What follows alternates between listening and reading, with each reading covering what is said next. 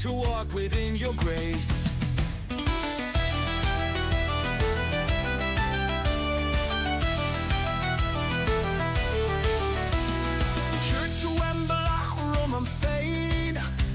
Is to a Rhetoric Dialogical.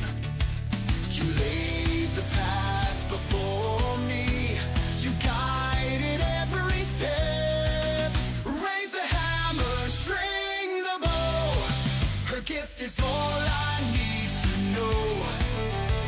Through toil and trial, through heart and hand, her grace builds up this mighty land. Is the glass the dead time it's so?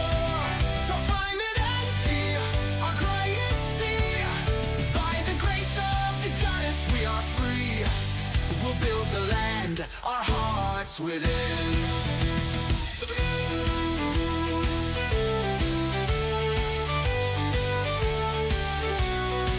From dawn till dusk, I work, I strive. With your blessing, I'll survive. The loom, the forge, the sword, the grain in your name, I rise again.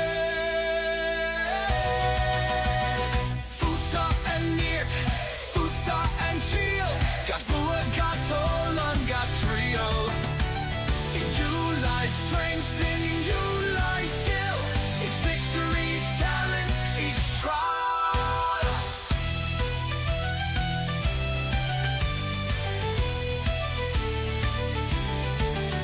No task too great, no skill too small. Your gifts, dear goddess, guide us all.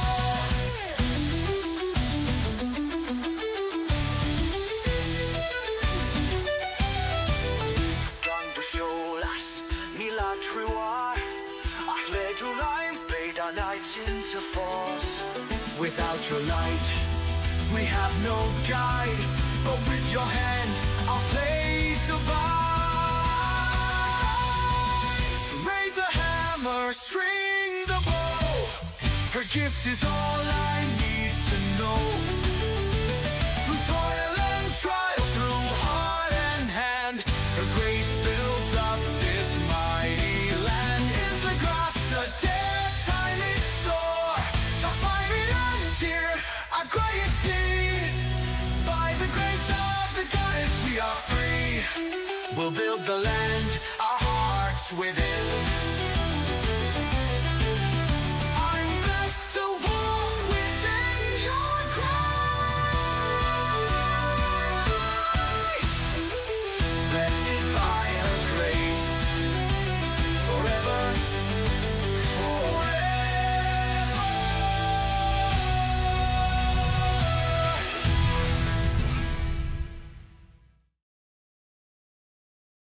Hello, and welcome to another episode of Pax Dei, Search for Steel, episode 101. And right now we're going through a little bit more philosophical areas for leadership in life as we're playing the game. I'm your host, Daniel. And thank you all to everybody who is participating and listening. I hope we can move on or move ahead in our pursuit of knowledge and try to craft a culture that really is solid, not as wish-washy.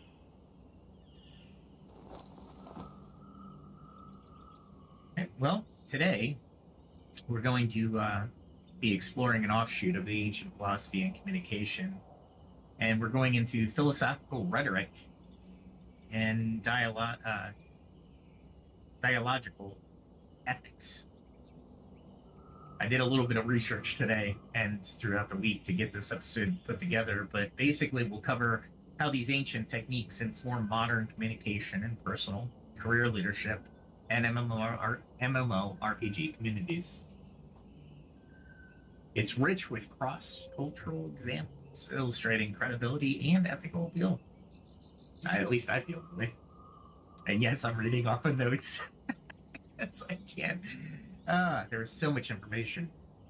So far we've gone through foundations of thought, ethics of ethics and the good life, leadership, power and decision making, and social contracts, and many other topics. However, the emphasis, I want to emphasize that effective communication has been a reoccurring theme throughout everything that I've been publishing. So today's focus, again, is on philosophical rhetoric and dialogical ethics, which is going to be, we're building on themes, right? Foundational ideas. We're going to unlock practical, cultural, diverse communication techniques that can be applied to every area of life. What do I mean by that? Well, first, I'm going to get some grace, by the way. First, I'm going to tell you a little bit about the game and what I'm doing. All right, so I just prayed for some grace because I'm going to forge. I need to get my crafting up. So a little bit of communication. But what I mean by the culturally diverse, well, the big play, or not play, the ideas now, we have a global reach for ideas. You know, in ancient times, even 100, 200 years ago, we really didn't have the access to materials that we do today, or the knowledge that we do today. And that means today we should have a better culture than we did 100 years ago. But we don't. And what is better, right? I mean, let's ask the critical thinking questions, right? What is better than one over the other? Well, it's not necessarily better, it's the outcomes, the evolutions. How are we deriving culture? How are we pursuing the best of everything and leaving out the not so great, right? And that's a big part of our discussions here on the channel.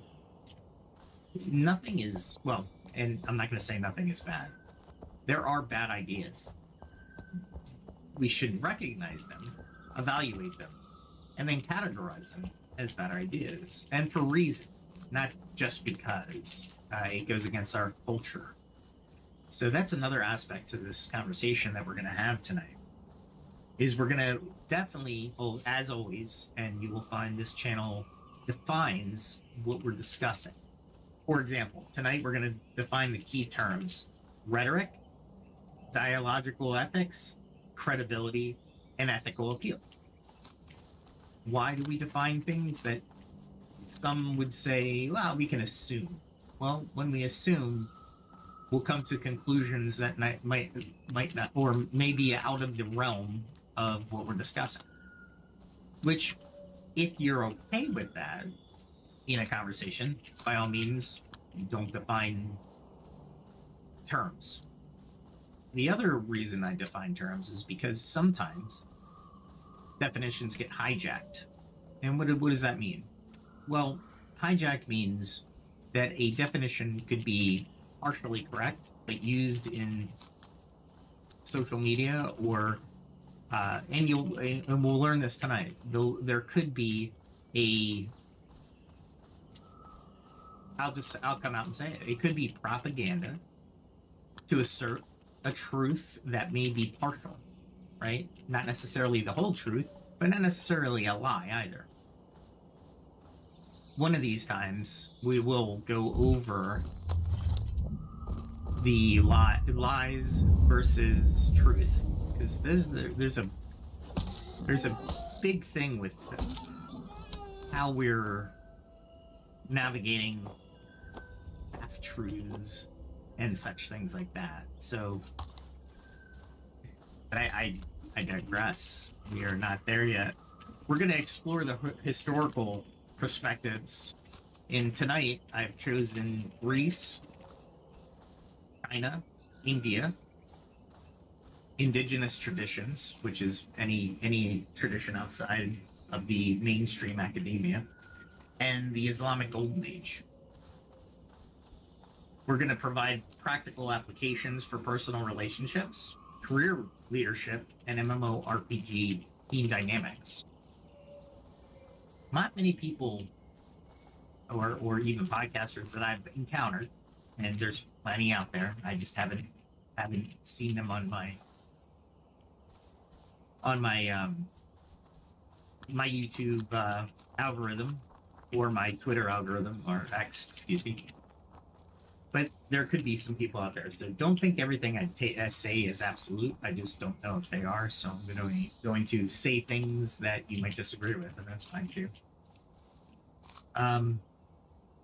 However, when you apply things, teachings, leadership, communications, MMORPGs seem to get a backseat, and it's really sad because I wrote an article for LinkedIn that states that MMORPGs might be one of the best tools that a company has in order to create leaders. And there's plenty of evidence that I can back that statement up with, and I did in the paper, my article. I would highly encourage you to go to my LinkedIn articles and see what you think. All right, what else are we gonna do tonight? I found some empirical research that supports some of these techniques. And then I'm gonna conclude with some actionable exercises for enhancing your communication skills. Not necessary to do, but if you do know about the exercises, you can think about them. You don't have to do the exercises, right? I don't want to put that kind of pressure on you. It's not a class. Or if you do the exercises, you'll improve. If you don't do the exercises, you won't improve. I do encourage note-taking and reflection. I want the audience to acquire the knowledge, and having your own insight is valuable regardless of the live chat activity, which I'm expecting to be low on the channel that's starting out, and that's okay. What I expect is people to use at least a part of what I'm putting out, instructing, if you will, and making a better version of themselves while creating an environment where our culture, wherever you are, our culture as a human race, or in America is where I am, can become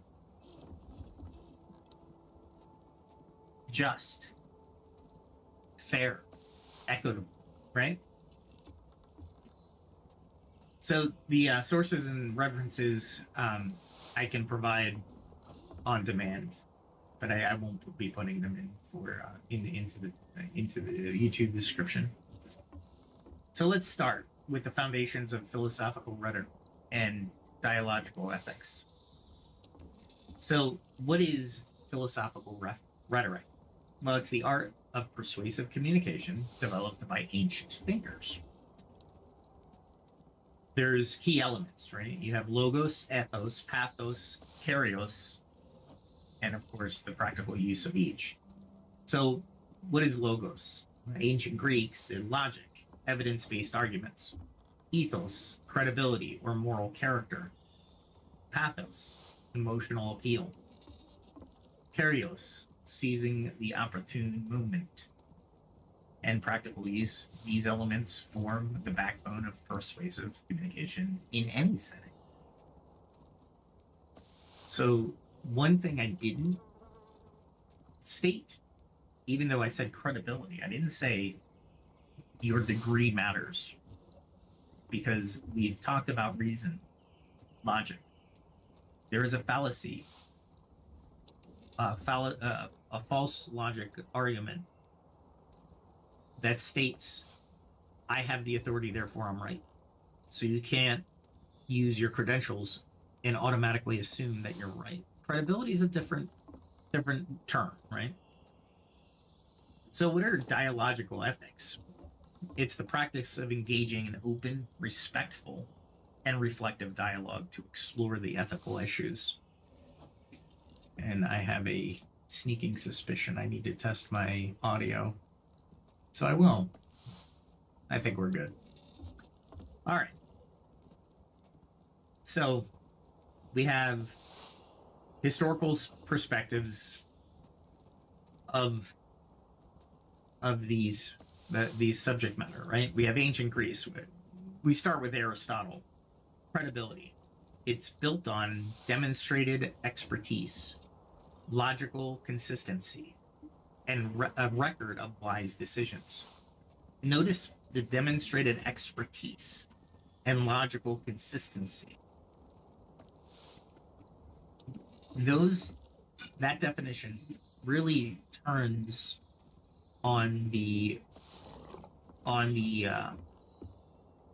or supports my assertion that just because you have a degree doesn't make you credible, right?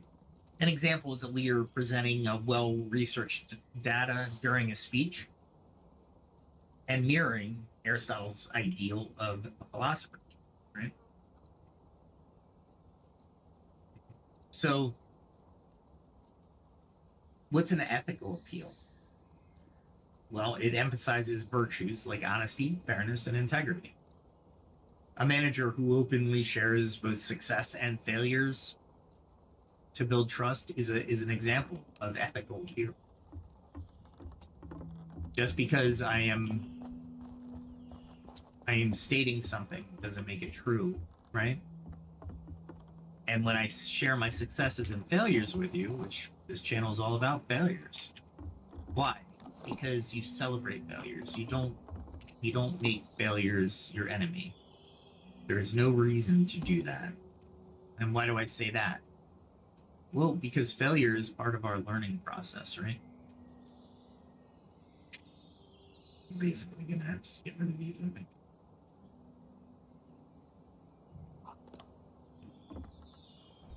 Climb it over.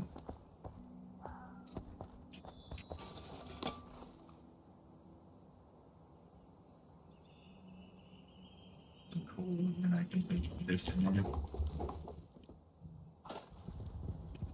I don't.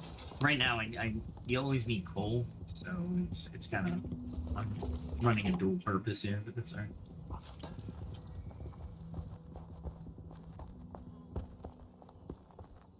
Alright, let me see. Put the coal in. I'm wasting my grace here.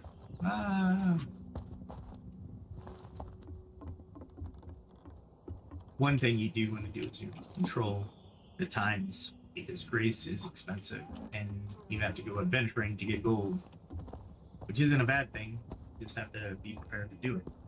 Okay, back to our conversation.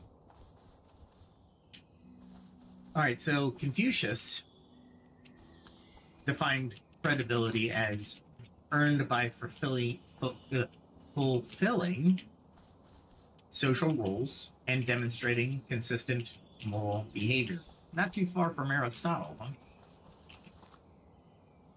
Crazy to me. Think about the times they were alive and how far they were apart, both in scale of time and in scale of just simply distance, right?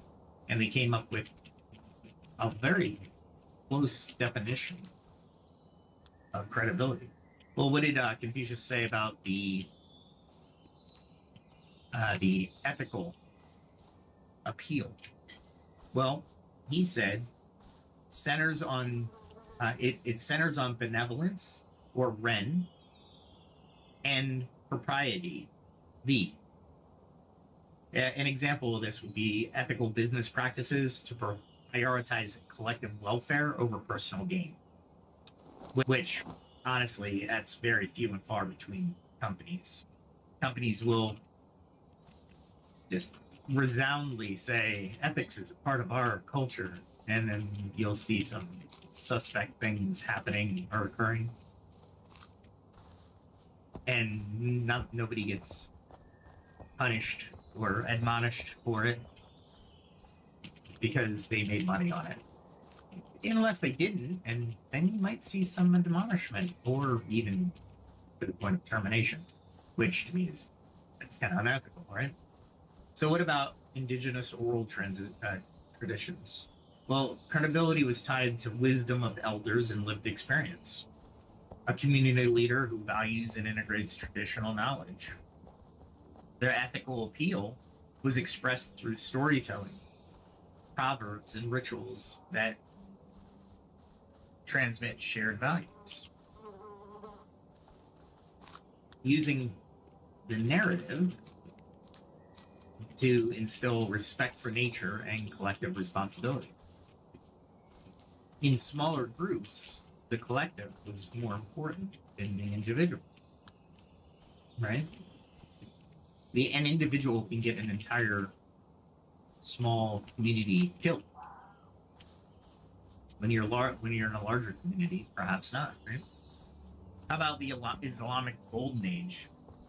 Well, credibility was based off of scholarly achievement and adherence to Quranic principles. Leaders who continue deep knowledge with ethical conduct, echoing figures like Avicenna.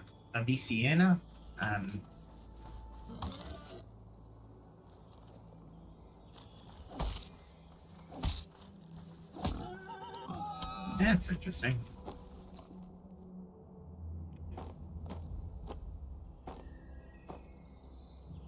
So that definition actually deviated, I think, the most from what we've seen as far as the ethical, the ethical appeals, with the exception of the Islamic Golden Age, really kind of aligning with the indigenous oral traditions, right?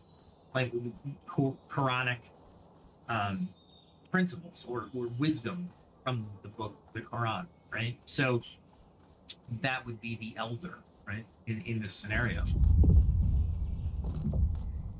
of if we were going to compare them. And again, we're not looking at better or anything like that. We're just looking at definitions right now and how we can best use them to integrate them into something that we can use, right? So let's see. What's a good example of ethical appeal for Islamic Golden Age? How about a business leader balancing profit with social responsibility? Yeah, I can see that. In some cases, we've lost this, in my opinion. And mostly because of people, not because of things. I don't want to fall right there, so I'm just going to leave it.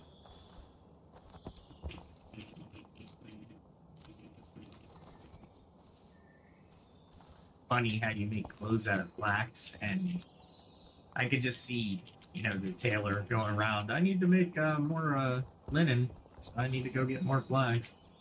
It'd be funny. It's just having that conversation in the world, right?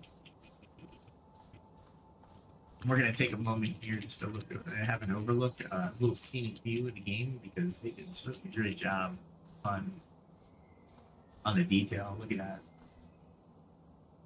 That is amazing. And you can even see the buildings in the far distance. Just absolutely amazing. All right. Let's see. So studies from transformational leadership, Bass and Avaleo demonstrated that combining logical data with ethical communication increases trust and team performance. We went over that last night. I didn't get that spell off near in time, but fine, whatever. Home Valley scores not as dire.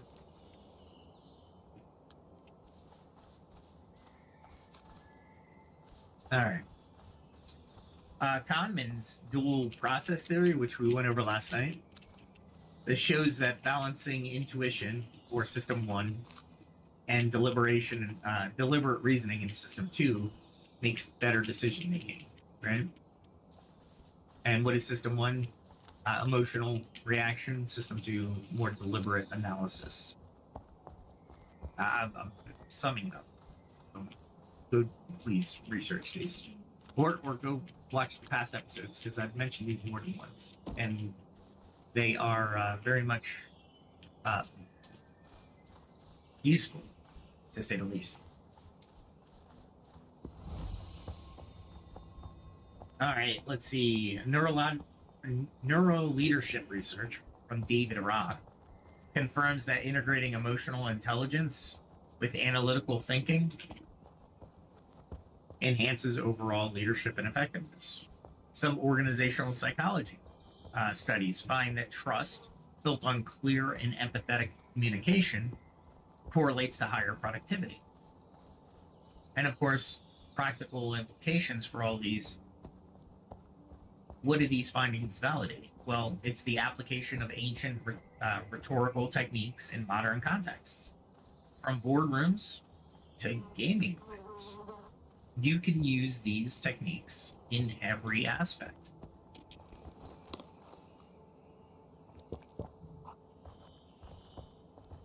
Okay. I'm just all over the place now. Well, what's our personal life? What are the applications? Well, you have, first and foremost with communication is active listening and empathy, right? So I'm gonna go kill this thing real quick.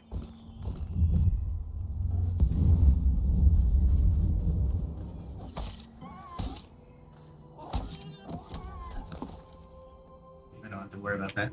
All right. I love the battle axe just put away like a sword. Not a slight, devs. Still like it.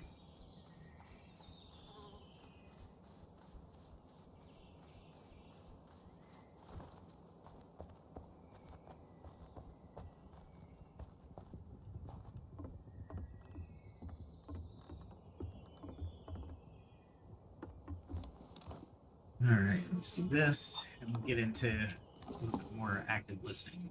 Again, I went over this a little bit last night, but it's worth going over again. So, practice full presence and attentive body language. So, if you're in a family conversation, summarize the speaker's points to ensure understanding, right? It enhances emotional connection and it minimizes misunderstandings, because somebody has the opportunity to clear up something that you may have misheard or misunderstood, right? It also promotes mutual respect and builds trust. So if you've ever been in this situation where somebody's attentively listening to you, you're actually more descriptive. You understand that they're there and they've provided the attentiveness for you to be engaging or to engage, right? So use this in daily interactions. You want to use it in conflict resolution, especially, and of course in close relationships. What you don't want to be is dismissive or seemingly dismissive. For example, people who don't talk that much, they're not being dismissive. They might be listening, but active listening shows you're there listening. And if they're not listening, perhaps it's their communication skills that need to be a little bit honed and say, hey, look, I understand you're talking to me, but I'm not feeling it. At least honesty will tell that person, oh, okay, they don't want to talk right now. They might take it wrong anyway, but you as the person doing or transferring that message to them need to convey it in such a way where it's empathetic, right? It's not that you're ignoring them on purpose, or maybe it is, but give them the explanation. Most people will find, you'll find, will provide, will allow or not allow, but would rather have an explanation of you not listening and why you're not listening than not listening and literally just ignoring them. So reflective questioning is another technique. So ask open-ended questions and probe deeper into personal experiences. Right? What does this situation mean for you? It helps uncover the underlying emotions. What was there's one joke really, but it really points to the effectiveness of the reflective questioning is I forget the joke in its entirety, but basically it's somebody just continually asking questions. They're ignoring the person in the joke, right? But they're asking questions. The person who is telling the story continues. You don't exert any emotion, bias, or personal view on anything they've said. You're just asking questions of them. And how does that make you feel? Right? And then they say, oh, it made me feel this way. And ask, why did it make you feel that? You know, just keep delving. And for a lot of people, that's cathartic, right? Sometimes they just want to be listened to, right? They don't necessarily want to be talked back to or given advice. They're not coming to you to fix a problem, right? So it encourages introspection and deep dialogue, right? It also fosters personal growth and clearer communication. When do you use the reflective questioning? That's probably something you're asking. It's during personal reflection or in therapeutic discussions. Like I mentioned, you might not want somebody to fix the problem. You just might want to talk about the problem, right?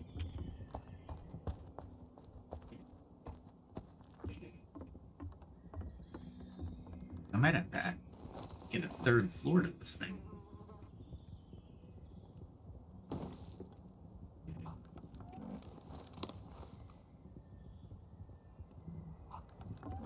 All right, time to go get more. Time to make the donuts. Nah, I'm not baking today. I could probably by the end of this discussion. This discussion's going to take a little bit of time.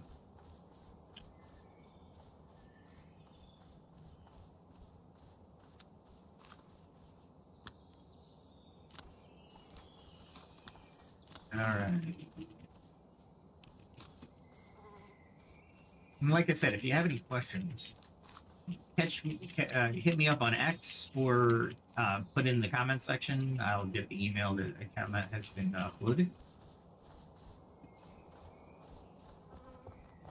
All right, so storytelling and narrative sharing. Well, use personal anecdotes to illustrate values and experience. That's the best way of doing that. Well, what's an example of that? Well, share a story of overcoming a challenge to inspire and connect. How many times have you gone to an interview and the interviewer starts the question with, tell me a time when, or how did you solve this, and how, you know, what were the feelings, the emotions that were the outcome, right?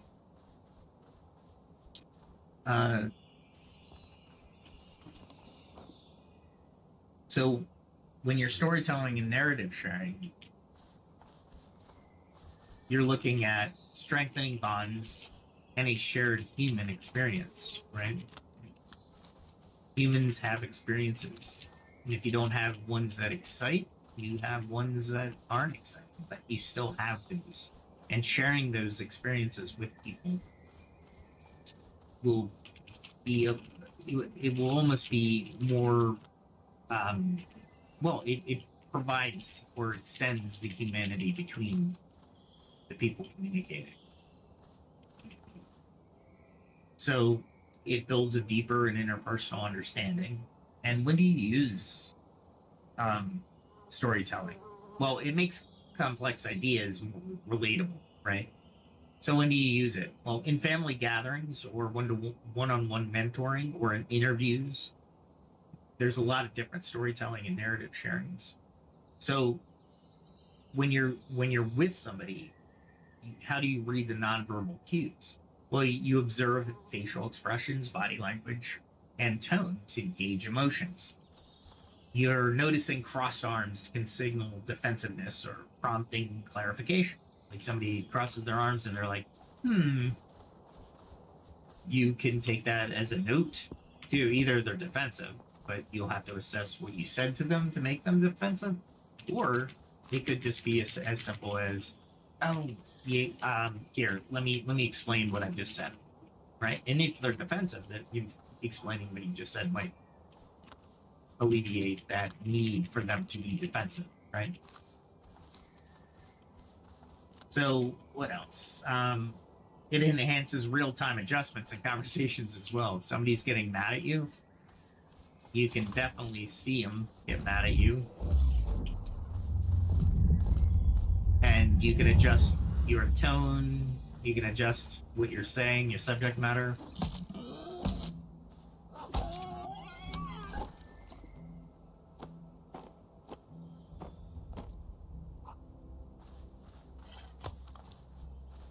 So and some people will say, well, nonverbal cues are why we need to go back to the office or why we need to be in the room with somebody. That's not true. Cameras can pick it up as well. Not the whole body, but certainly facial expressions.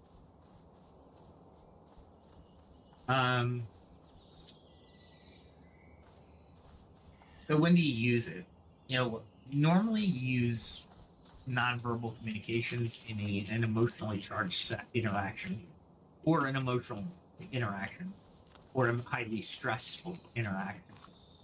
Interviews being right. You can tell if somebody is being put off or being defensive or even being insecure about a subject, or you can get cues off of people and you can adjust accordingly. For example, I'll interview somebody that is introverted differently than extroverted, right? And there's nothing wrong with that. I need the introvert to be a little bit more open, right? To be engaged in an interview. Not in their job necessarily, but definitely in their interview. And why do I say that? Because I need to get to know them in an interview, right? It's a big deal in an interview. When they're working for me, I don't push as hard, or I don't try to make it as awkward, right? Because it's not as high stress as an interview might be. Let's look at feedback loops. Well, you encourage and provide constructive feedback. Well, what is constructive feedback? Any feedback that's not petty. I don't want to say destructive. Like after a discussion, ask, was my point clear? To ensure understanding. You're not deriving anything negative from that statement, but you're also not trying to you're trying to establish whether or not your communication, your message, was received as it was intended, right?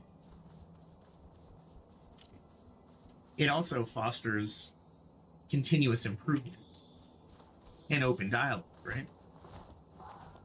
If I'm asking for feedback, I am asking you not to grade me, but I'm asking you to facilitate a conversation.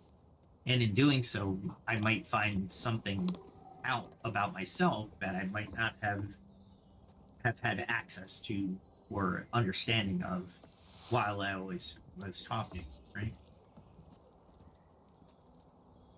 So it also builds culture of trust and mutual accountability. And you usually use this in regular check-ins and post-conversation reflections, right? Feedback. So applications in your career and leadership. Let's throw this to structured persuasion techniques. Utilize logos, ethos, and pathos to frame presentations and proposals. For example, in a business pitch, present clear data, logos. Excuse me, it's a business pitch, right? You're pitching something. You want to present clear data, which is logos, establish your expertise, which is ethos, and share compelling personal narratives, which is pathos.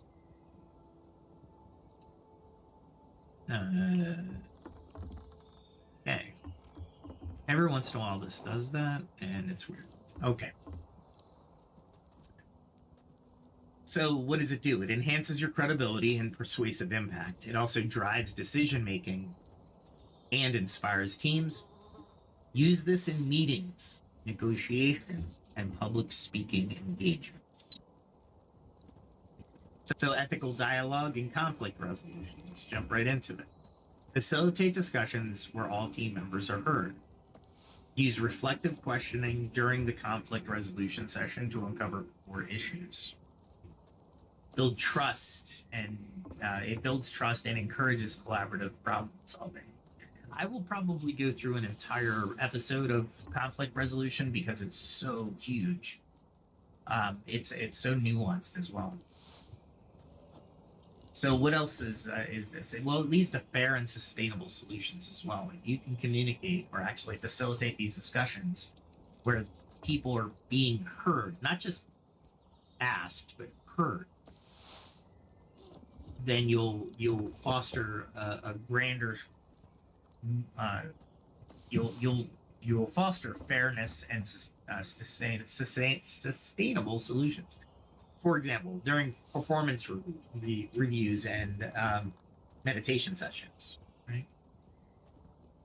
What is transparent communication? Well, you share information openly to foster a culture of trust, period. So regular town hall meetings that update the team on company goals and challenges, right? You don't want to hide things from people because people are your best asset and they might know a way around your obstacle or challenge. And I'm going to take a moment because I need to take a sip of Zevia, not sponsored spot. It's a 0-calorie cola that's made with the stevia plant, which is like 10,000 times stronger than sugar, but they use that in such small doses that just taste just like sugar.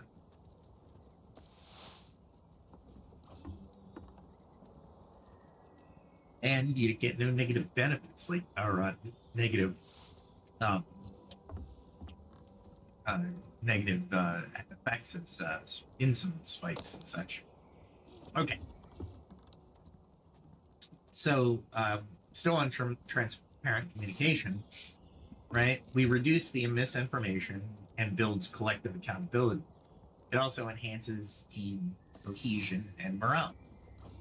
So when do you use it? It's in routine internal communications, right? There's nothing I hold back from my team. What I choose to say and how I present the information or the message is so critical. I might tell them about something. I don't need action on it. Or there might be something that's being affected, but it doesn't need to. There's no action that needs to be taken. There's no problem to be solved yet.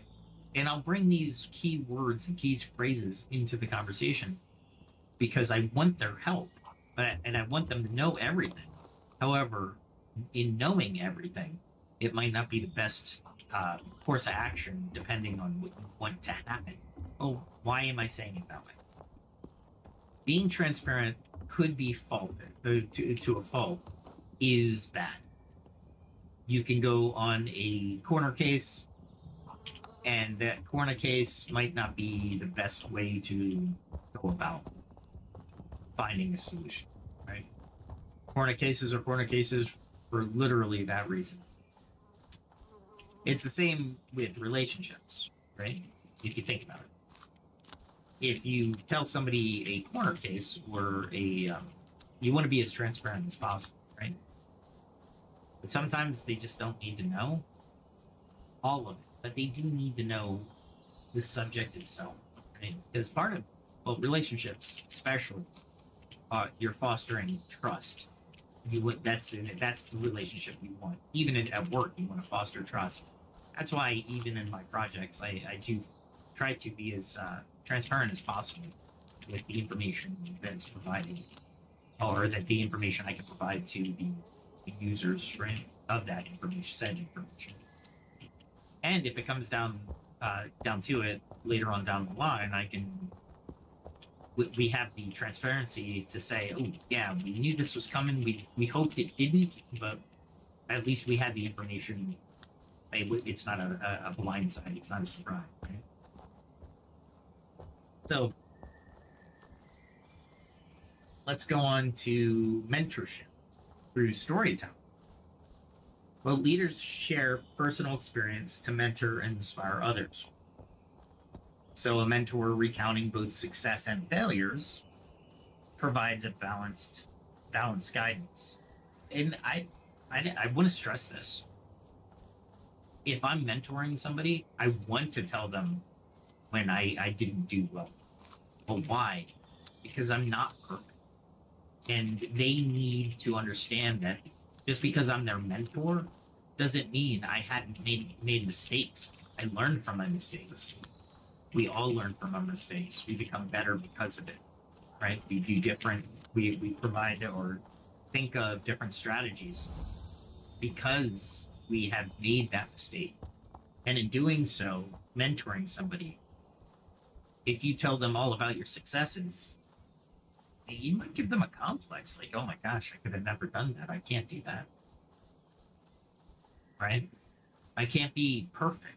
Well, you're not expected to be perfect, and no one should expect you to be perfect.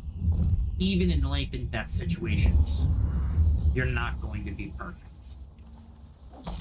And I think it's unreasonable that people would assume that you need to be perfect, even in life and death situations. Now, can you mitigate that? Absolutely. You train. You make mistakes during your training. You don't provide emotion for those mistakes during your training. You get better. You use those mistakes and say, "Look, I can't make this mistake out in the actual." So what do? Well, you train more. Well, how do you train? You change your training so you don't make the mistake. Do you get tools? Yeah. Do you need tools? Maybe. All of this is part of that need to communicate with people who are learning, right? If they think there's nothing, for example, I've known friends, right? And here's a storytelling, right? I've known friends that are like, man, I got a B plus. I got a B plus. It's the end. I can't do it. I made the mistake. Well, is that the end goal? The B plus, or was it the information that you were researching and writing on? What part of that is what you needed to focus on, right? That's the key. Like if I'm writing an English paper, it's not the context of the English paper, it's the mechanics of the English paper. Am I going to be perfect? No. Why? Because English, technically, like an English paper, is subjective, right? A teacher will be like, I guess that's good enough, or they've grasped it. They grasp the technical, right? So mistakes will be made. Some mistakes you're not going to be able to know the answer to. You just know a mistake was made. They're probably the worst ones to deal with, honestly. So as a mentor, that type of information might be what you really need to convey to your mentee, the person learning from you. Not necessarily the success, but how you got there, or the failure. Not necessarily the failure, but how you got there, right? How you bounced back, or how you celebrated your success. How many times have you heard, don't celebrate the success because, you'll jinx yourself, or there's some type of universal gauge that says, oh, well, they celebrated, therefore the next one isn't going to be as successful because they took the time to appreciate their success. And yes, that's from personal experience. I don't know how or where that was learned, but celebrating success was never really. I think they were teaching us to be humble, but in actuality, we weren't really humble. We learned that the success just simply was a success. Move on, right? Which, honestly, it's not the best way to teach somebody about being successful. And then with failure, you're berated, right? But you should be celebrating the failure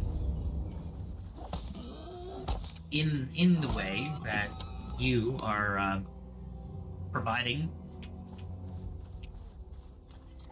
the fact that you failed is not a bad thing. I can't express this in many ways without sounding crazy, but it's true.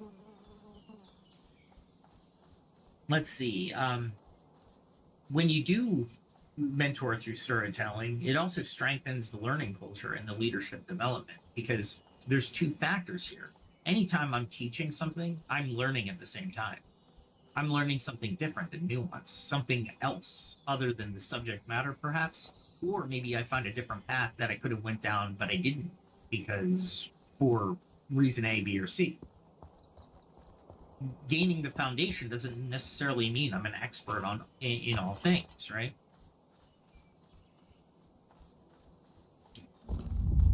So I would highly advise,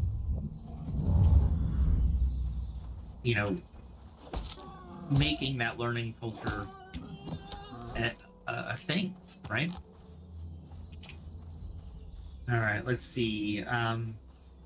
It encourages future leaders to emulate ethical practices or principles, right? When to use the mentorship programs. This is a big one, though. You use mentorship programs in leadership and training sessions. So if I'm in an MMORPG and my clan needs mentorship, I will pick somebody who is ready or needs some skill crafting in communication to mentor somebody who may not have it. And then as a leader, I would evaluate each person separately to figure out where they are in the process. So let's leverage digital communication tools, right? So we utilize platforms like video conferencing and collaborative apps for clear, organized exchanges, like digital whiteboards or remote meetings to visually present ideas. I can't tell you how many times, good storytelling, I can't tell you how many times that I've used whiteboards to convey an idea. As I'm speaking it, I'm drawing it. It also bridges the communication gaps in virtual teams. How many times have we gone over or people have heard, I learn a different way? Well, these will fill those gaps in communication, right? It also increases clarity and engagement. Somebody might be like, oh, well, no, that's not exactly how it means. They're engaged, right? They're seeing it. They're picturing it. They're saying it's not right. Now they're engaged. Well, when should you use it? Well, remote work, for sure. Virtual team settings is the second one. In MMORPGs, that's everything. Well, we don't have a central location. We're all around the world. So let's talk about MMORPGs and virtual communities. Oh, I didn't realize I was that close. Nice. All right. So now this is just trivial.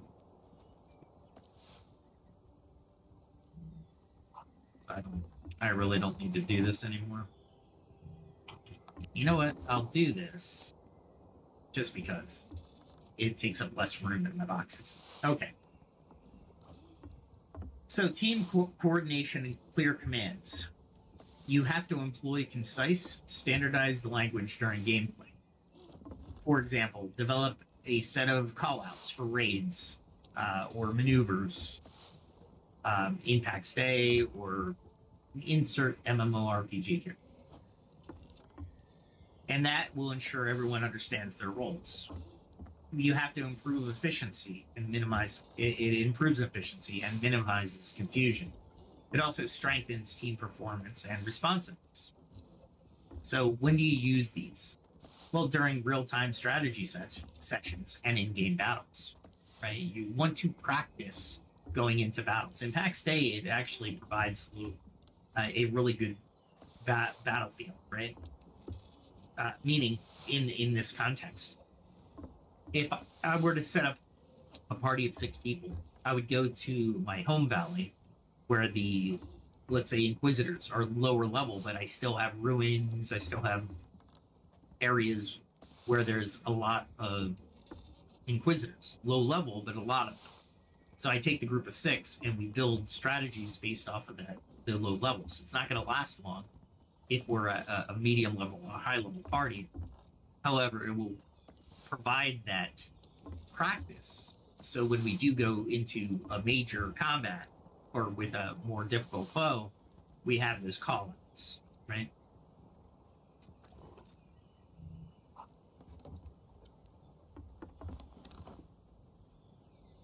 All right.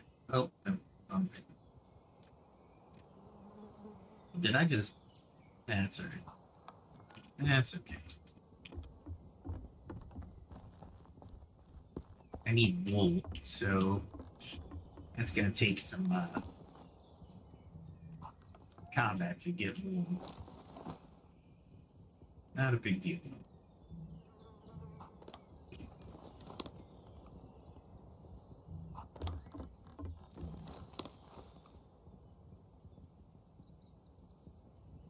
That.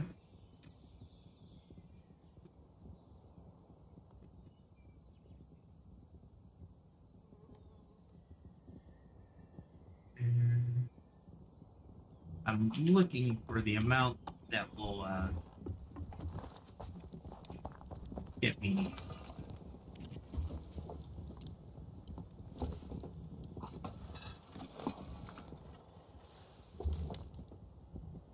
There we go.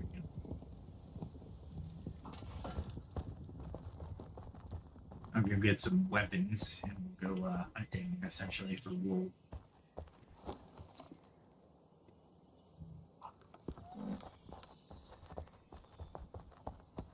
I think I have some wood arrows somewhere around here.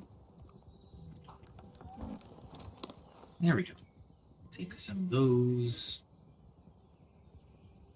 Definitely not using my silver tip for this. I could actually get rid of those. Alright, let's do that.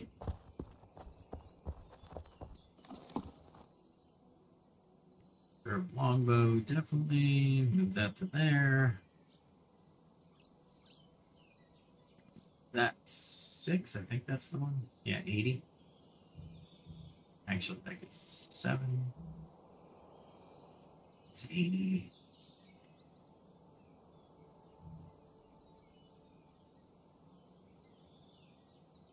That should do that. I'll bring that along. Bring the 2-handed spear for other things, and that should do me for now. Because I'm basically just gonna kill stuff. When I get closer to the hunting grounds, I will I'll throw in the grace. All right. So let's establish clan social contracts, or just in general guild social contracts, or these social contracts in general in MMORPGs. Well, you have to develop shared guidelines that govern the clan behavior, right? That's the whole point of social contract. So you create the clan charter, and it outlines roles, responsibilities, and ethical expectations. You have fun with this because in role-playing games, you want to have a little bit of fun, right? So maybe you're making in Pax Dei, you're making a guild of knights, right? That would be pretty cool.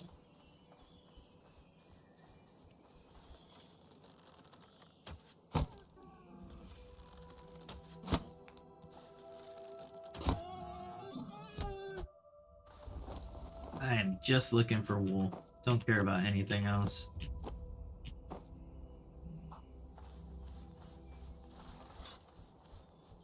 Oh. There we go. All right.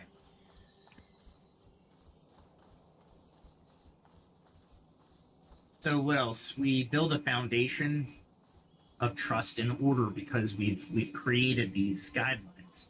And it also ensures consistency in behavior and decision making, right?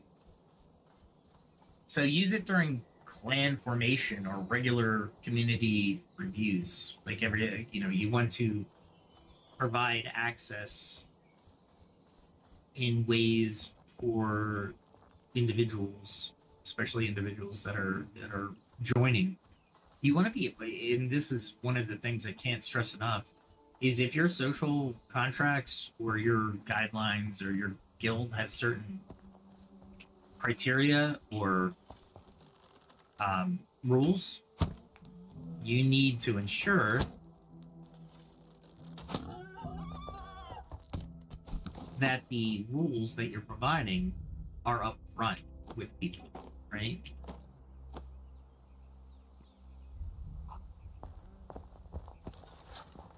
Oh boy. All right. Let's see. Let's go with in-game storytelling and shared narratives. So use narrative techniques to build collective clan identity. For example, hold story nights to share clan's history and values, or just independent adventuring within the clan. Like, what did you do? Well, I went down to the old forest and where I found this and this, and get them involved, right? Like, really expand or expound on a player's want, if you will, to tell the story. If they don't want to tell the story, that's up to them, right?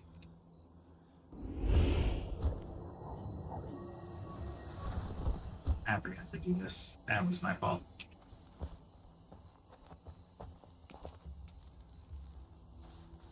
All right.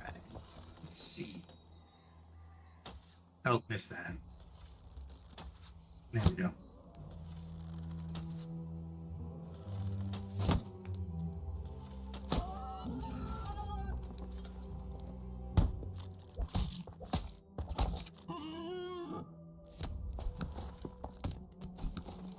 I'm really not looking for the skins. I'm looking for the wool. I was hoping I'd get wool there, but it doesn't look like it.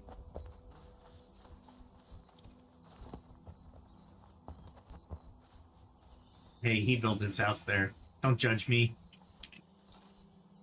But yeah, storytelling, especially on our MMORPGs, is a lot of fun, right?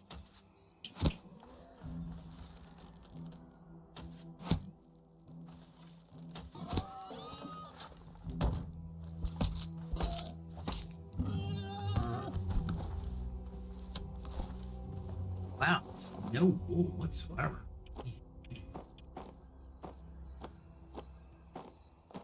I'll take these. I don't think, because I just don't think I'm going to be grabbing enough.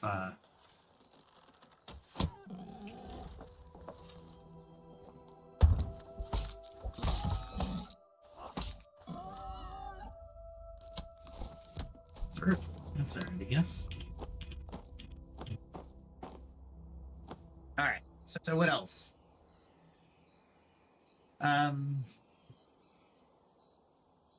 Well, what does this do? It enhances cultural cohesion and shared purpose. It also provides the group the story time, right? Like, go out, adventure, and do something, right?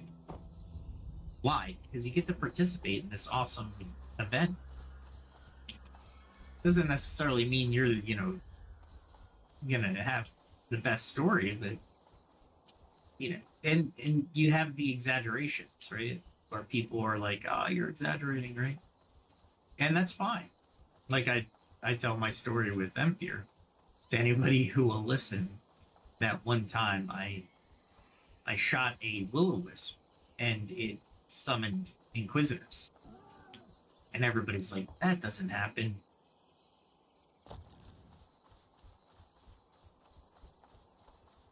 Oh, there it is.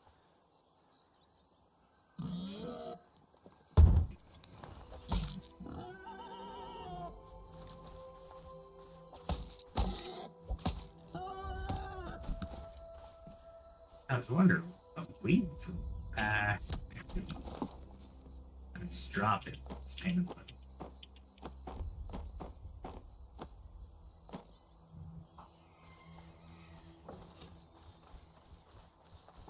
All right. So active feedback and debriefing. Oh, I'm sorry. My notes are a little bit staggered. So it also encourages community engagement and legacy building. Like, we used to have this guy that did this, did that, which is really cool, right? The legacy. He was around for a short period, and then he went off to do other things.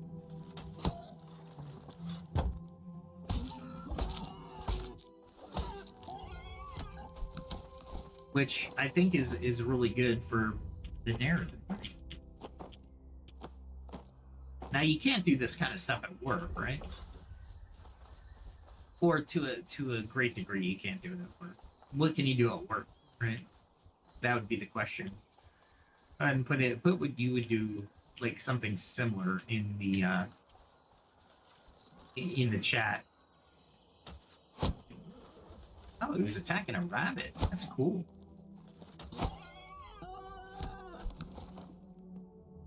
Yeah, don't try this at home with wooden arrows if you don't have a 40 in your use skill. Okay? You will die. Or you'll take damage. At a minimum, you'll take damage.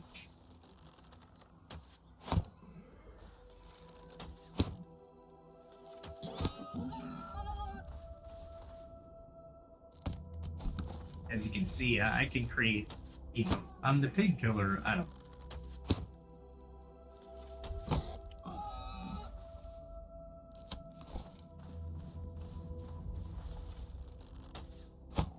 I can't believe I'm hitting this well with these cheap arrows. If there were any other arrow other than this, I'd be like missing left and right. I'm telling you. Murphy's Law, right?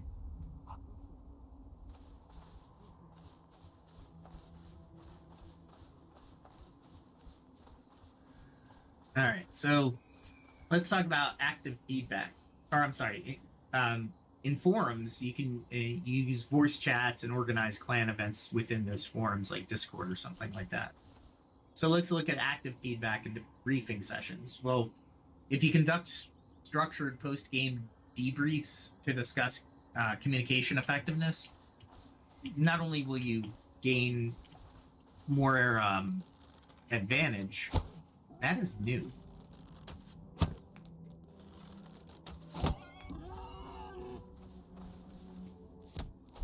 I just realized that they took my hunting lens away. That's alright, I suppose. Whatever. There used to be boar over here. A lot of boar.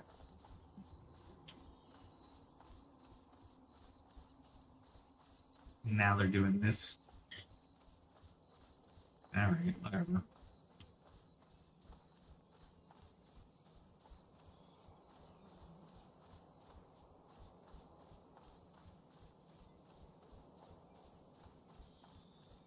There used to be like 10 boar around here. Now, not so much.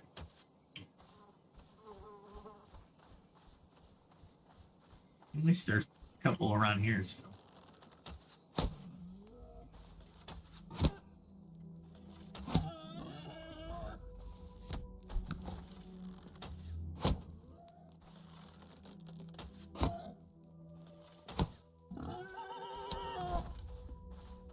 Pretty good when your bow is about 17 with a wooden arrow.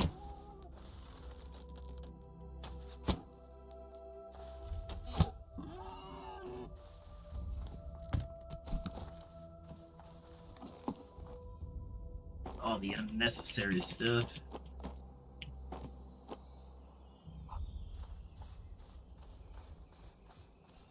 Go up this way. I think I can get to the, there's a stone lens up here.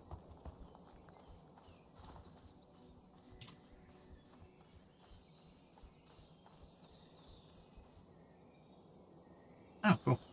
I didn't even notice him.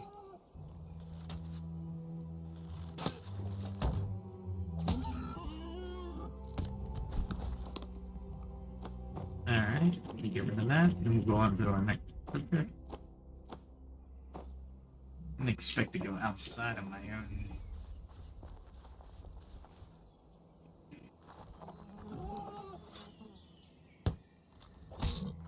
A lot of damage. Just from that fall. I wish you could attack when you're actually falling, but you did. So.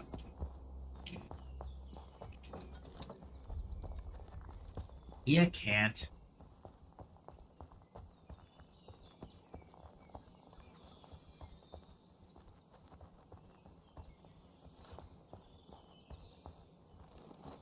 Alright. I think there's a dire wolf up here.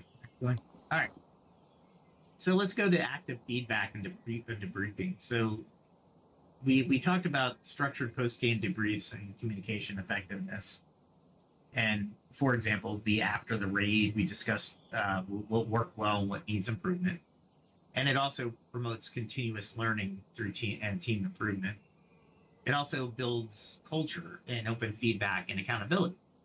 So when do you use it? Immediately after the gaming session or during the scheduled review meetings. So you want to get it as tight as you can to the event that occurred. Wow, this thing's tough.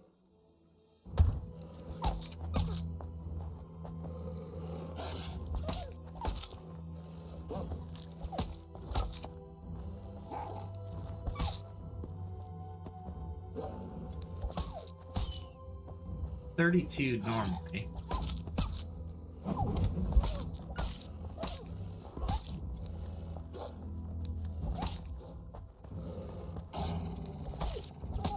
My spear is probably one of my better weapons, so I'm not so worried about that one.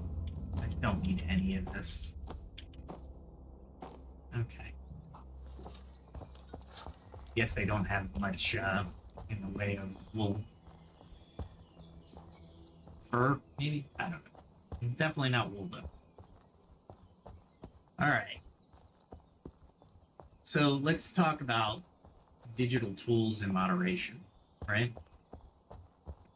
So what we want to do here is we want to use platforms with structured channels for various discussion topics. I don't think he has any. If I'm remembering correctly, it's only 4s.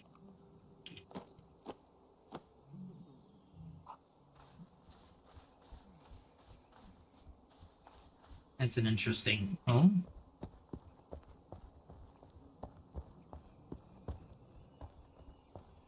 You got a lot going on.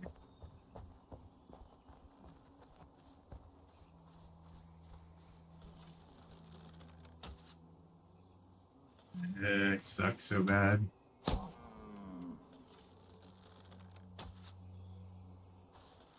Deer are like the worst for me.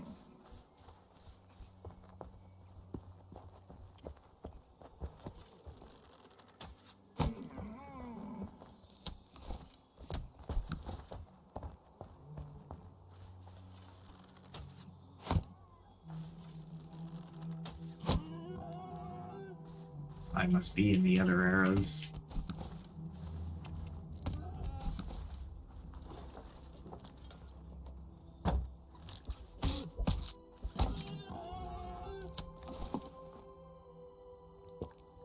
Still not in the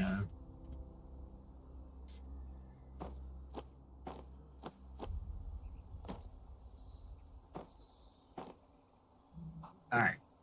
So let's see. So basically, my advice is set up a Discord channel or dedicated to strategy, feedback, and social interaction. If somebody wants to talk about a certain thing in those avenues or in those subjects, then you're ready to go, right? Man, that guy hit hard.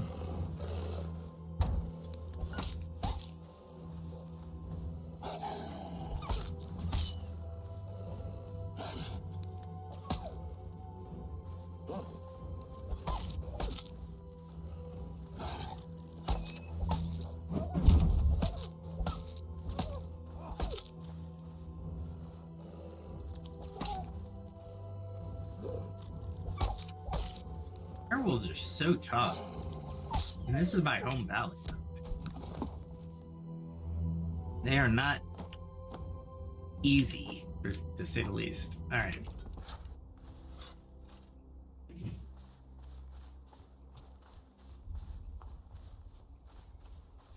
Is that another direwolf? My god, how many are there around here?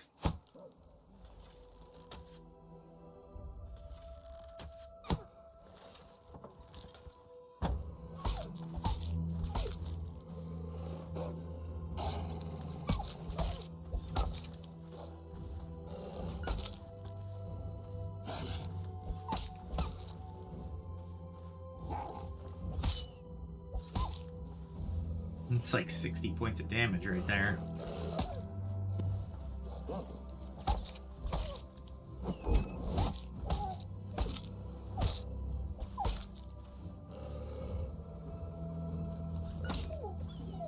Okay.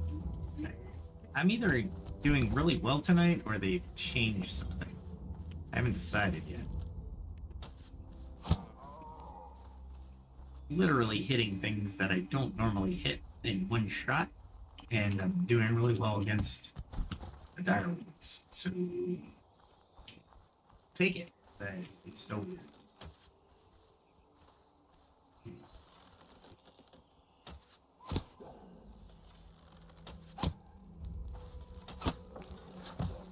Wow, that was my first. There we go.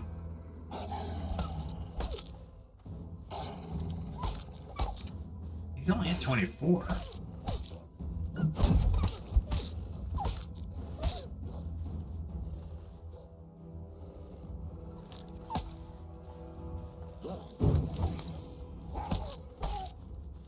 That one's interesting. There we go. I don't think I get any wool from them, so I'm not sure why I'm actually doing that. Maybe... Oop, not needed that. Maybe because it's just action-packed. Alright. Alright, let's talk about... So there's a couple things setting up that Discord channel will do for you. It enhances your organization and the clarity within the community. Also encourages participation and reduces the chaos, right? So when do you use it? Throughout the lifespan of the virtual community. I mean, that's you know, point blank where you do. So how do we integrate ancient techniques into modern contexts? Well, let's look at the synthesis of ancient approaches, right? So let's look at Greece, ancient Greece, Aristotle's Rhetoric. It emphasizes structured arguments in using logos, ethos, and pathos. For example, in corporate presentations, we just discussed that you combine the clear data with the personal credibility and the emotional narrative, which builds a persuasive and balanced communication style. So it's applicable, of course, in public speaking and academic debates. And it also reinforces clarity and integrity in communication. In Confucian dialogue, you're looking at emphasizing respectful, morally guided discourse, manager using respectful, inclusive language to build consensus during team meetings. It also cultivates social harmony and ethical decision making. It's applicable in team management and conflict resolution. And it also fosters an environment of mutual respect, right? So India and Buddhism is the dialogical inquiry. So you engage in reflective questioning to promote self-awareness. For example, in personal development, ask what is my true intention to guide discussion or decision making. It also balances rational analysis with spiritual insight. It's also applicable in therapy, education, and personal reflection. And it also enhances mindfulness and inner clarity.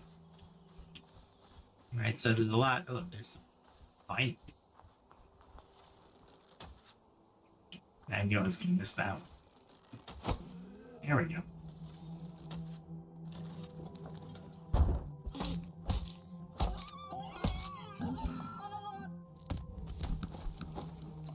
Here's some fiber. Right?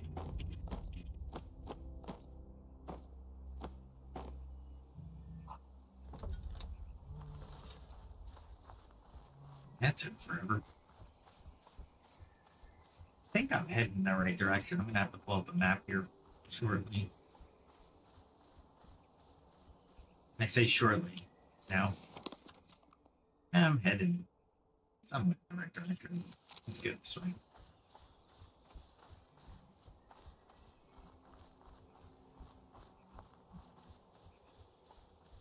Lots of trees, so I have to look where I'm going.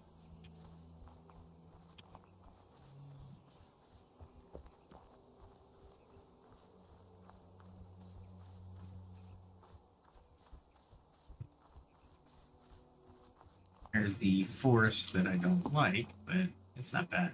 It's not, like I said, it's in my home valley, so it shouldn't be too bad of a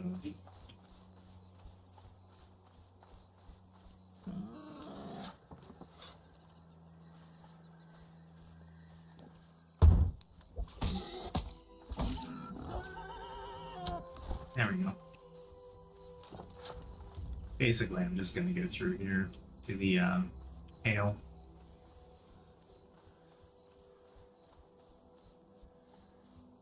Should be a road somewhere here. There comes the fog.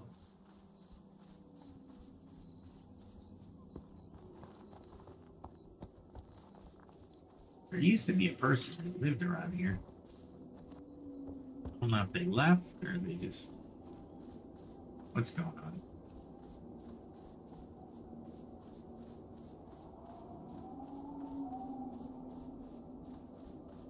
Like I said, I'm looking for boar and maybe bear.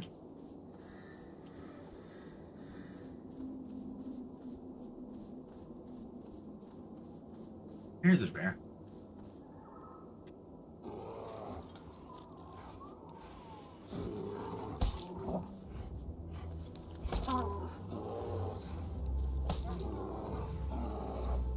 I'm trying to get him into a place where I don't have to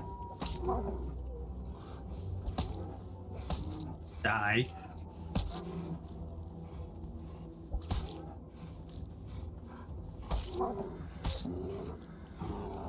Oop, he got me on that one. Oh.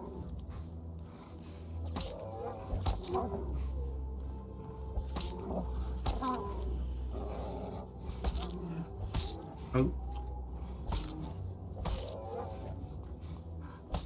he got me on that one. There we go. Whoa. Almost guaranteed, right? Nope, nothing.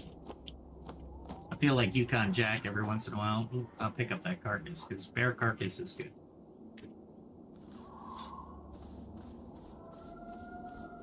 It's pretty sad when I can actually go through a bear that quickly. And I'm loving it. I don't get me wrong, it's where I want to be as an individual character. It's amazing. Gotta love the apple trees. Finally looking like apple trees. Oh, that's an old boar. Ooh, I totally missed it.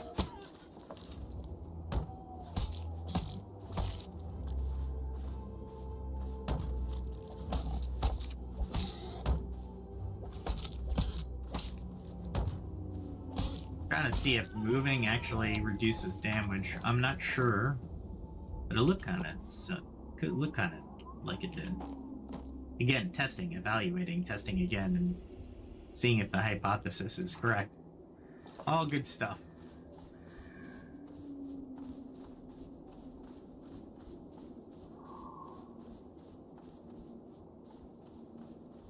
I can't believe I'm moving this fast through this forest. It took me a long time to get to this point. Don't think it's easy. Where are you going?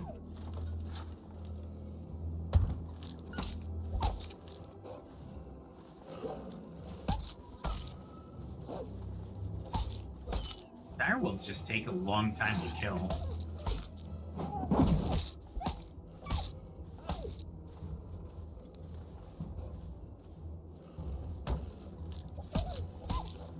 Moved back a little too far because for whatever reason my defense came off and I ran back. Interesting, right? Again, experimenting.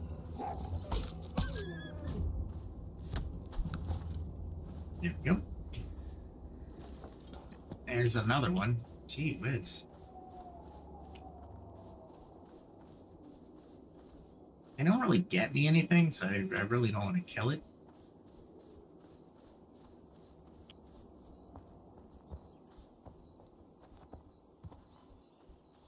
This is where the boar should be. Where am I? Oh, I know where I need to go this way. I need to go into the forest. Alright, let's continue our conversation. Alright. So, when we're talking about ancient India or Buddhism in dialogical inquiry, you're looking at engaging reflective questioning to promote self-awareness. So, oh, I'm sorry, I did this one.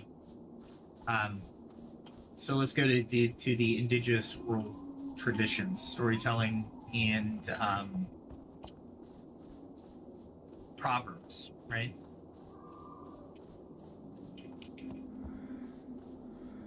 I gotta watch where I'm going at the same time I'm trying to read. All right. So you use narrative techniques to pass on the cultural and ethical values, right? So share traditional stories that state and emphasize communal responsibility and respect for nature. You strengthen group identity and cultural community because of it. You have applicable, there's applicable in educational setting. Well, it is applicable in educational settings and community building events. It also encourages intergenerational knowledge sharing. So, for example, Grimm's fairy tales, it is a lot like this oral tradition that passes down on shared values and ethics and morals and child rearing in a lot of cases. There's a lot of Taoist parables that I highly advise go seek them out. They're really good and they're really timely. I remember a parable. I don't know how true it was, and I don't know where it came from, but I remember it because it was told really eloquently and with a lot of storytelling, emphasis. Basically, it was two priests walking down a highway, and they come to a river, and the river washed out the bridge.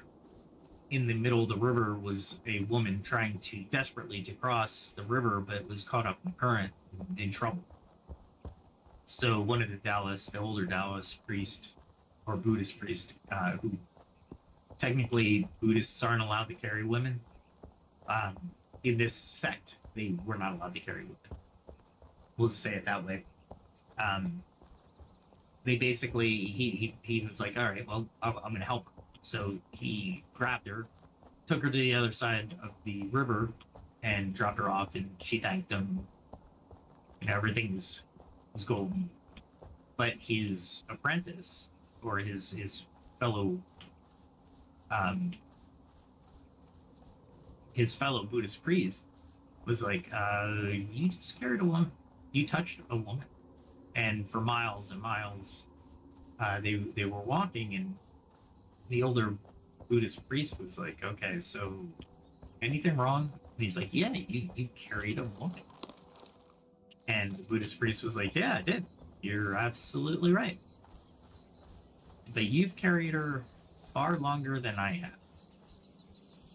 And the moral of the story was, if you're carrying the weight of the world with you, even after the event has passed, maybe you're in the wrong. Maybe it's time to let go of the past, right? I always thought that parable was pretty cool, but this is the oral trend, the oral traditions being passed down, right? Very timely, very cool. I always thought it was definitely worth a listen.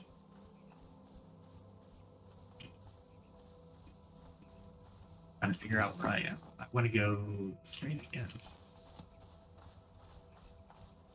It's interesting that the clouds aren't as heavy in this area. The mists, I call them. There's a bear. Bears have wool, but I don't want to fight them on the bridge.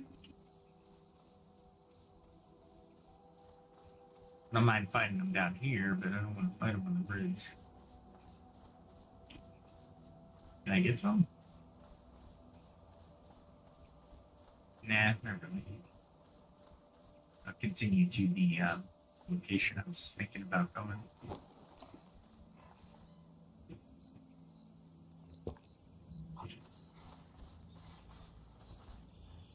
There you are. Let's look around, make sure I can fight him. He's a rounder.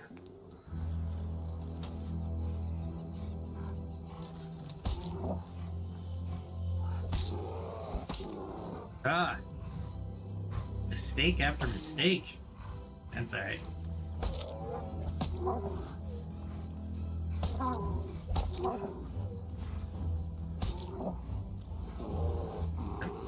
Level 44 bears are really tough. You gotta be more careful.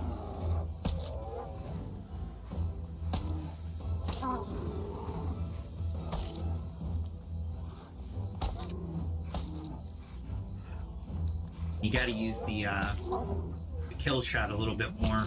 Oof. How do you get me on that?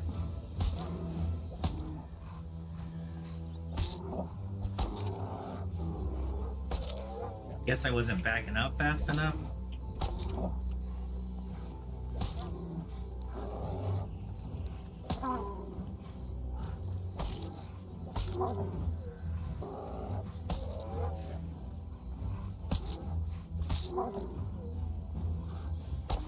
I'm lucky now that I got the rhythm down.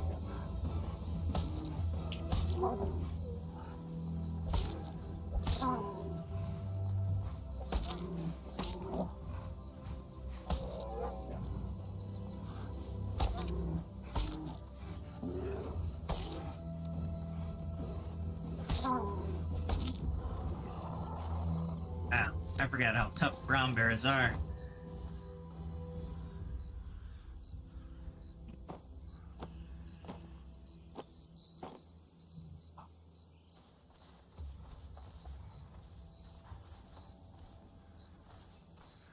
This is limestone. Oh. It's only a gray bear. Thank God.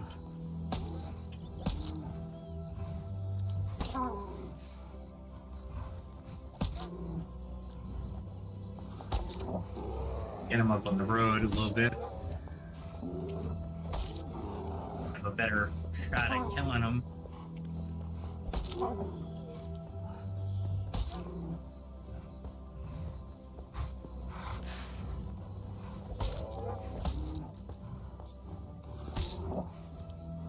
Ah.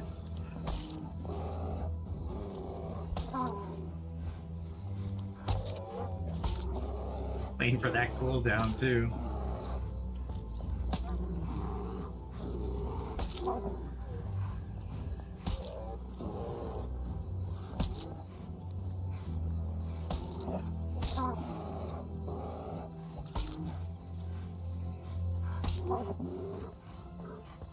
Forget how tough bears are, man.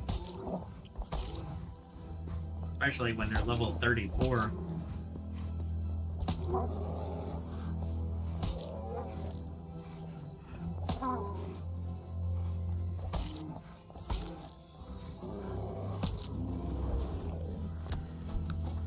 There we go.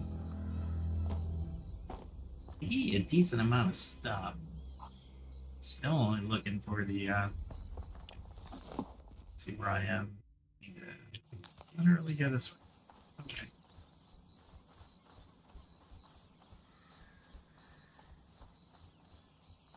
Listen to the bear real quick.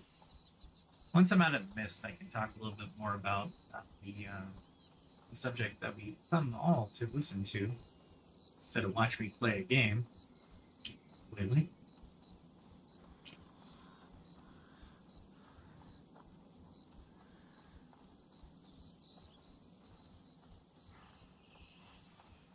Hear it. It's off to my right somewhere.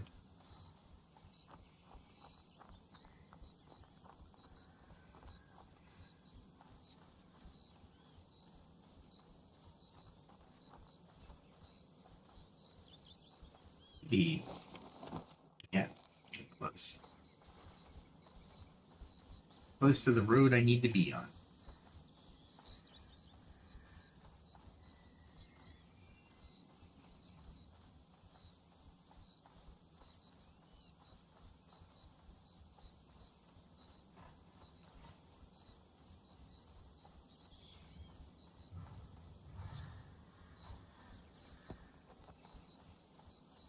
I don't have to fight it, I won't, because those battles take a long time.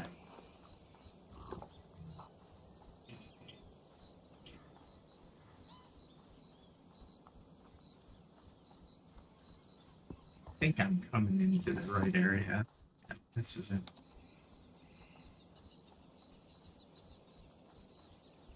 This is a long way for iron, so I don't come this way. But it does have some boar up here that's, I think they're old boar. Yeah, it's quite a few, actually.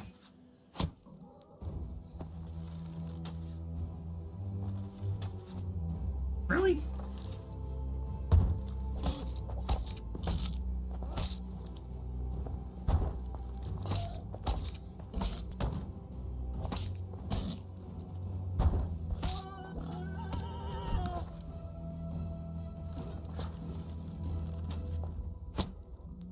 There we go.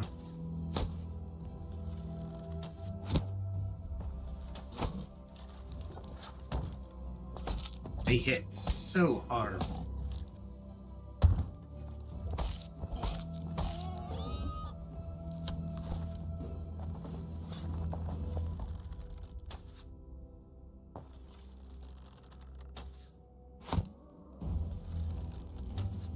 There we go.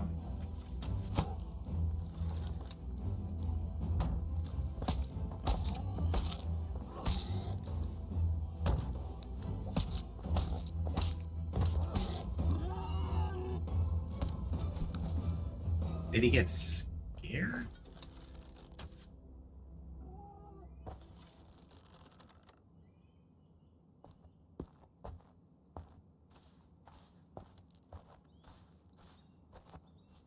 There you are. Oh, that was way off. There we go.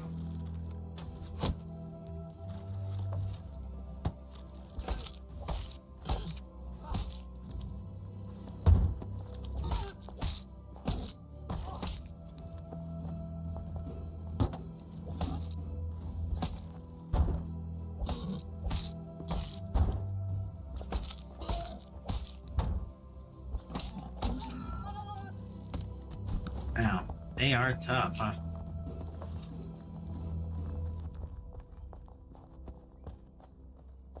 I'm either hitting harder or I'm getting better at the game. Not sure. All right, let's talk.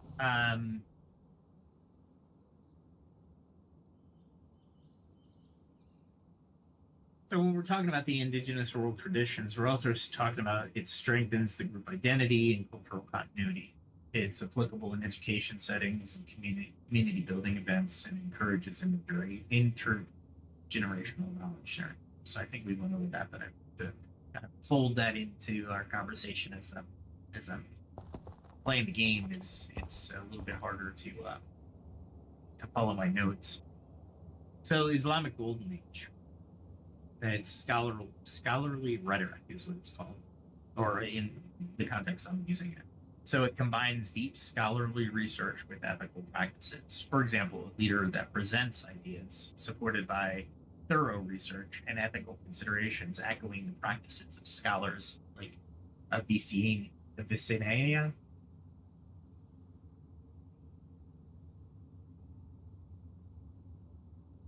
It also promotes accountability, justice, and an intellectual rigor, and it's applicable to in academic and corporate leadership. It also reinforces integration of intellect and ethics, right? So let's go over some. We've gone over so much, right? We really have. There's so much packed into this episode. We're already an hour 42 in, and I'm in. Oh boy. Might have to kind of take notes here. I have technically I'm in late section 4, and I have section 5 and 6 to go. Boy, let's see what we can get through. Because next is practical exercises, right? So I encourage you to look at these and do them, write them down, do what you need to do in order to capitalize on these methods and these learnings. I also encourage you not to take these for literally or absolute. What I think and what I plan and what I hope you would do is take what I'm saying, use these practical and this information to do your own research, modify it. There's many teachers that I've been in classes with. They're like, wow, how could you question Aristotle or these great minds? And it's like I'm not really questioning them, but at the same time, I need to question them because they themselves want to be questioned. And if I can come up with a better theory, the one's more applicable today than it was back then, isn't that a bonus? Right? And it makes sense if you think about it. I mean, taking somebody that you've just learned as absolute authority on the subject is kind of insane. The more questions you have, the more you'll dig into the questions, right? To get the answers. The more you'll dig into the person that is that you're looking to to emulate. I just realized I'm just gonna erase because I don't think I'm gonna have enough wool to pass up on certain things. And this is rye. I don't really need rye. I got easier places, but since I'm here for the blackberries, I might as well take advantage of it. Okay. Let's see. So exercise 1. Let's do a reflective dialogue session. So organize a small group discussion where each participant shares a personal story. Let's realize there's Bear, but where is he? Oh, there he is. I'm not going to deal with him. I'm really looking for Boar, so... It's open more for boar than bear. All right. So practice active listening and reflective questioning. Then evaluate the effectiveness of the narrative techniques. All right, pretty straightforward. When should you use it? Well, in team building workshops or family discussions, right? Enhanced empathy will be the outcome with improved communication skills. Exercise 2 would be is rhetorical analysis practice. Analyze a recorded speech or presentation by breaking it into logos, ethos, and pathos. Discuss how each element was used and suggest improvements. Well, when do you use it? Well, in public speaking classes or leadership training sessions. What is an outcome? Well, they have one of the outcomes is a better persuasive and presentation skill, right? How about in-game communication drills? During a scheduled plan event, perhaps in Pax Dei, assign roles and conduct simulated raids or whatever, insert conduction here. Debrief afterward to discuss which communication techniques worked best. When do you use it? As a regular training exercise for clan leaders. What's the outcome? Increased coordination and team trust. Let's go with cross-contextual journaling. Well, maintain a journal comparing communication successes and challenges across personal, career, and in gaming contexts.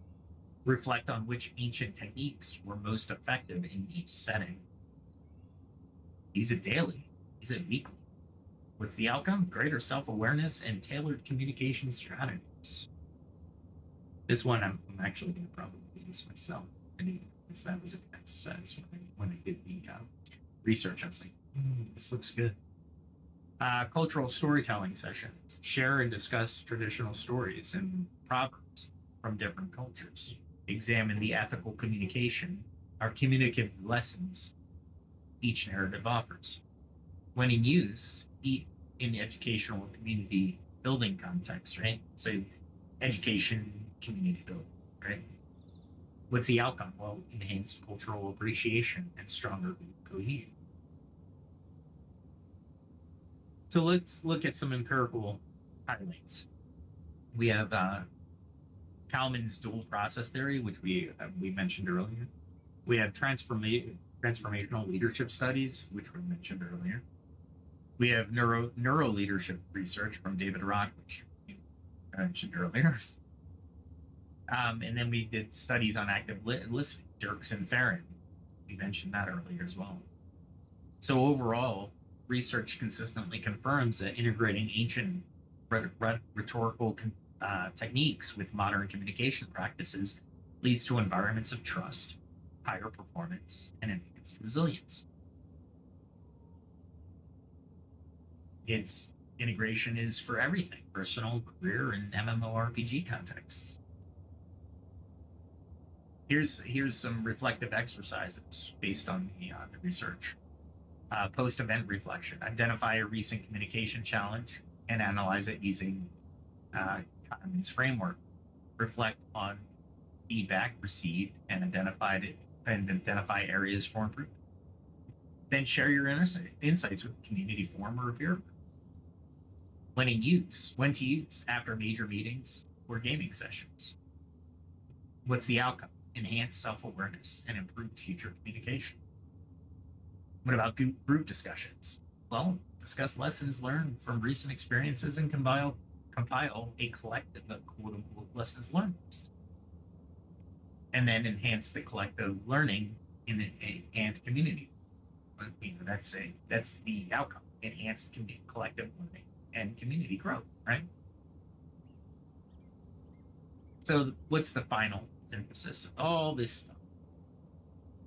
So let's recap the core points. Ancient techniques and rhetoric.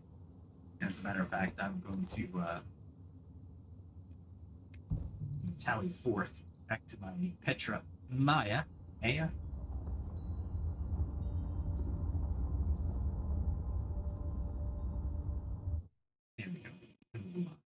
Continue to hunt for wool. I think I can do it.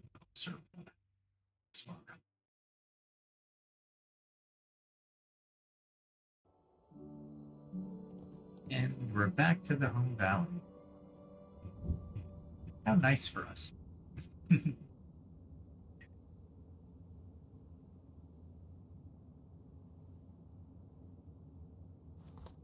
There we go.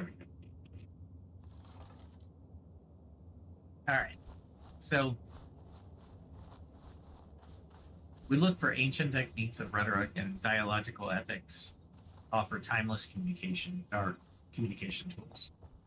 Practical applications span personal life, career, leadership, and MMORPG community building.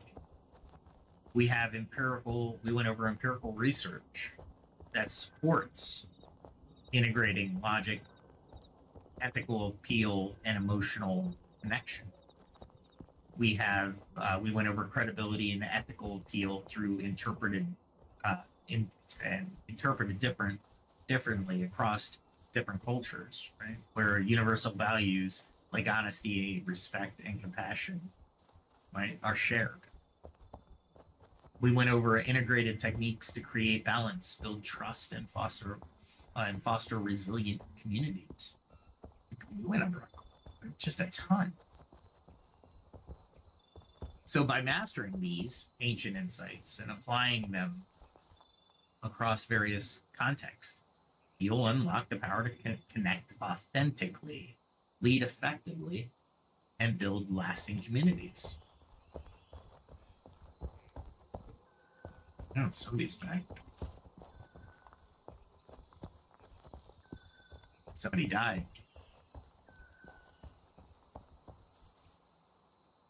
I don't know who Riles is, and I don't know why he died there.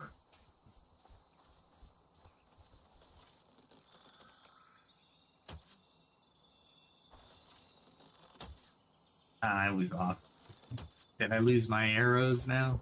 I'm out of arrows. You know what I can do, though? I can make arrows. Really? I'm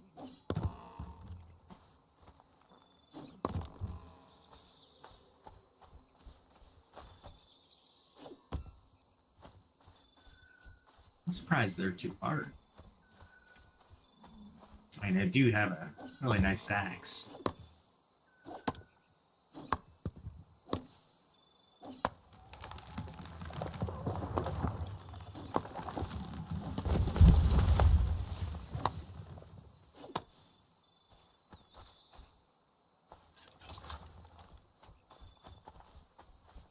Now I can.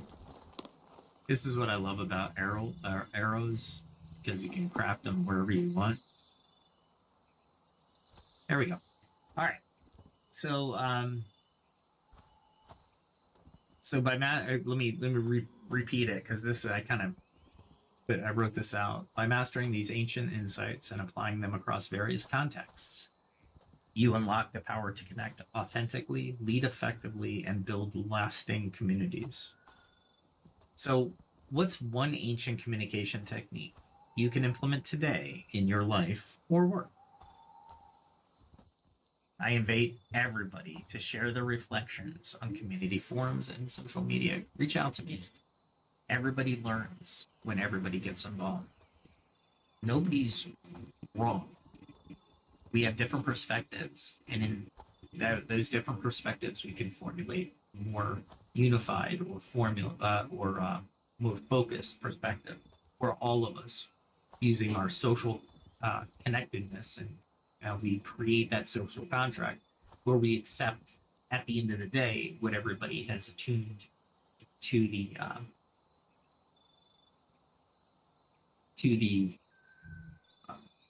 lessons learned, right?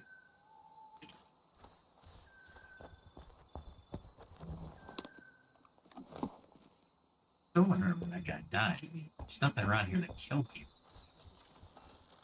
Not really.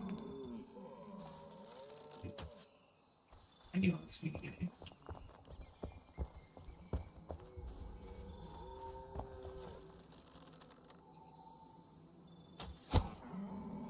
I can't do that guy back.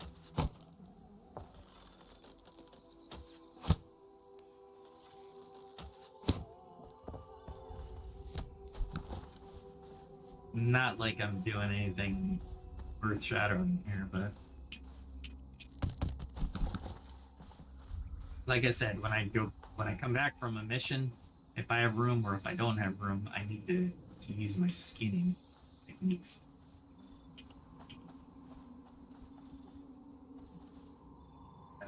Nothing I want to mess with today. You're only watch.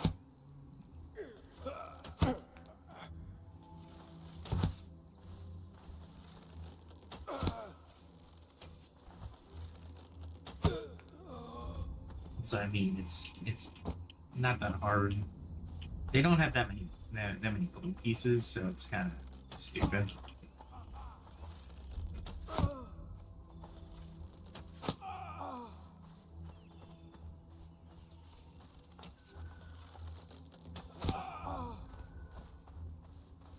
I'm killing these guys with wooden arrows. I just want to make sure everybody understands that in the chat.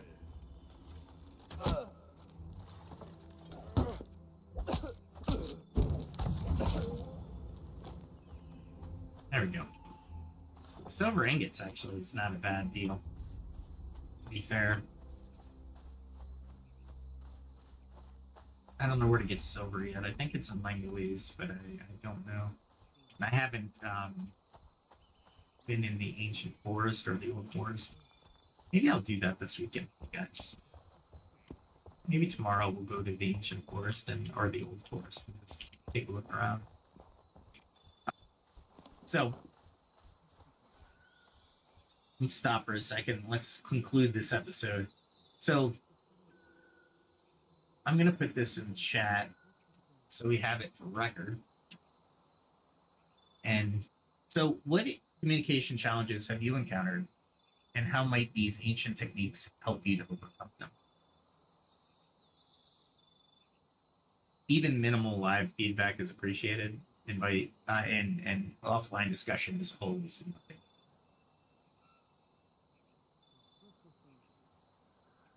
So final reminders. Well, there's a couple things I want to do before I get to the final reminders. I am putting out another song. It's Words Like Stones. It's a country rock. I thought it came out really well. I'm finalizing the video for it, and I think everyone will enjoy it. It's a really cool song. I hope everybody does enjoy it and checks it out.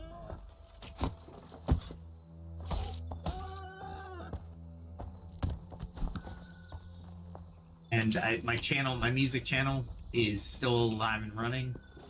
A lot of people are seeming to like Murmurs of Desire, which I thought was a really, really cool song. The video took a little bit of time to try to get right on the AI side, but I think it turned out okay. And I hope I'm getting better each time I'm creating an AI video. So yeah, just give me your feedback. Like I said, constructive feedback's always welcome. Destructive feedback, not so much. What I mean is I want to learn. I don't want to be berated, right, for attempting something that I'm not necessarily... it's not my expertise, right? I'm still learning. Any suggestions or comments to that effect would be awesome. All right, back to it. So a final reminder: experiment with one of the new communication techniques this week, be it the active listening, reflective questioning, or storytelling, and come back to the comments and share your experience, or reach out to me on X or even LinkedIn. Engage with anyone on our community forum or social media, and it'll all help us grow together, right? So everybody's a teacher here, right? So as we celebrate the 101st episode, stay tuned for more explanations on how timeless ideas continue to shape our modern world. Thank you for joining me on this deep dive into ancient and modern communication. If you found today's session valuable, please like, subscribe, and share. Stay curious, stay connected, and here's to many more conversations ahead. Have a good night. Have a good day, everybody.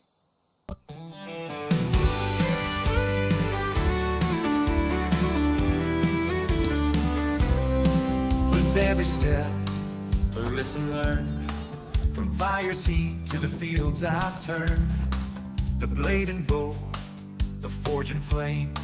I sharpen my skills, I play the game. Each day brings a challenge I must face.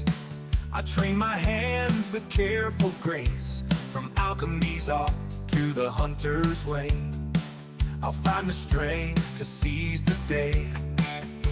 I carve my path, I walk the line, in the shadow of the ancient sign.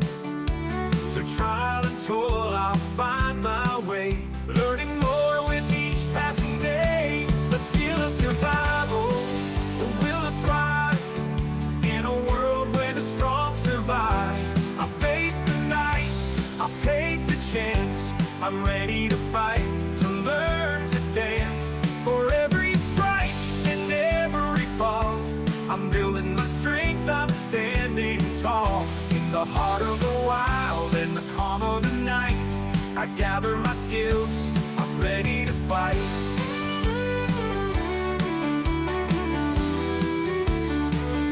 From the herbs I find to the iron I mold, each lesson learned is a story told. The stars above, they guide my hand. As I hone my craft, I take my stand. In the quiet woods, in the mountains chill, I push myself, I shape my will. With each new tool and every lore, I'm stronger now than I was before. I carve my path, I walk the line, in the shadow of the ancient sign.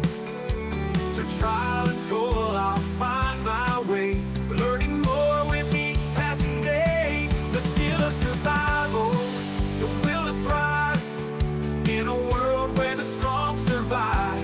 I'll face the night, I'll take the chance.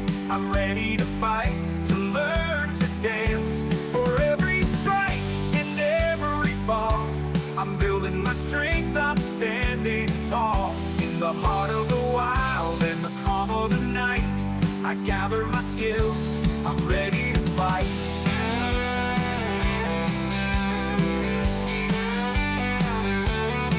The road is long, but I won't turn back. The lessons I learned keep me on track. With each new skill, the stronger I grow. In the face of the storm, I let my courage show. I've tasted defeat, I felt the sting, but I rise again with each new spring. For knowledge is power, and wisdom the key. I'm forging my path, I'm breaking free. The skill of survival, the will to thrive, in a world where the strong survive. I'll face the night, I'll take the chance.